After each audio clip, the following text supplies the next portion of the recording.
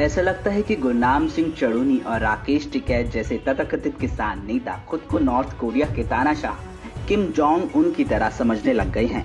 उनको शायद ये गलतफहमी हो गई है कि वो देश में सुप्रीम हैं और एक तानाशाह की तरह वो कोई भी फतवा जारी कर सकते हैं।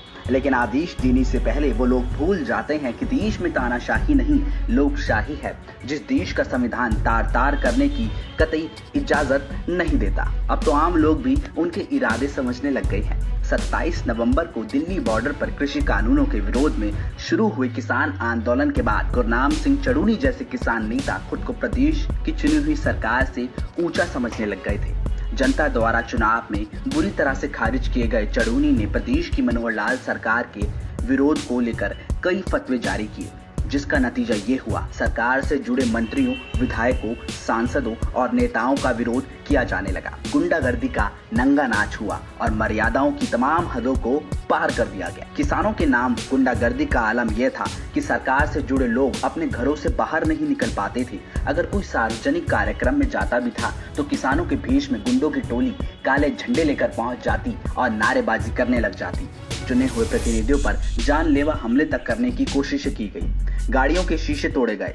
घरौंडा के कैमला गांव में जिस तरह से सीएम मनोहर लाल का हेलीकॉप्टर तक नहीं उतरने दिया, हेलीपैड को उखाड़ दिया गया, उसे देश के लोकतंत्र पर धब्बा कहा जा सकता है।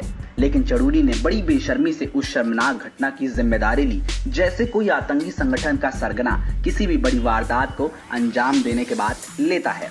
अब सबसे बड़ा सवाल ये है कि क्या चढ़ूनी और टिकैत जैसे नेता देश के संविधान से ऊपर हो गए हैं? क्या इन लोगों पर देश का कानून लागू नहीं होता है?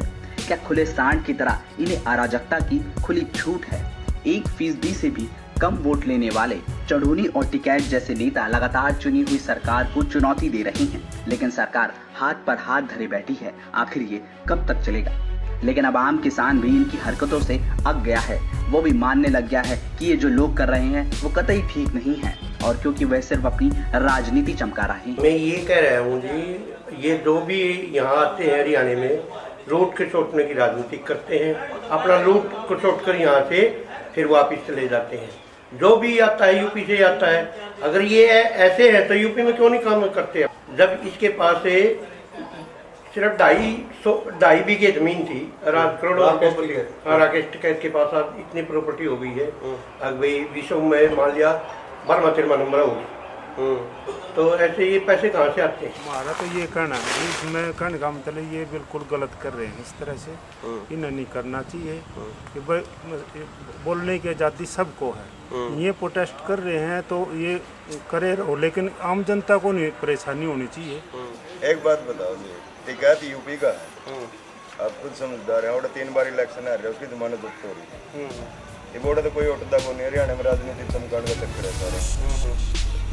आम आदमी किसानों के नाम पर चल रहे गुंडाराज से इतना तंग आ चुका है कि वो सरकार से मांग कर रहा है कि ऐसे लोगों के खिलाफ सख्त से सख्त एक्शन लिया जाए। अगर वो ऐसा नहीं कर सकती तो उन्हें ही छूट दे दी जाए, ताकि वो किसानों के नाम पर तांडव मचा रहे लोगों से निपट सकें। या तो गवर्नमेंट निपटो रिश्ता है, नहीं पर पब्लिक में निपटना पड़ेगा। हाँ, सरकार को चाहिए सख्ती से निपटाने ऐसे तत्वों से, और नहीं तो फिर ये अपना लोकल वाले निपटेंगे। अब पानी सिर के ऊपर से गुजर चुका है। चुने हुए प्रतिनिधियों के साथ विरोध के नाम पर बदसलूकी करना सरासर गुंडागर्दी है। ऐसे फतवादारी किसान नेताओं से सख्ती से निपटने का वक्त आ चुका है।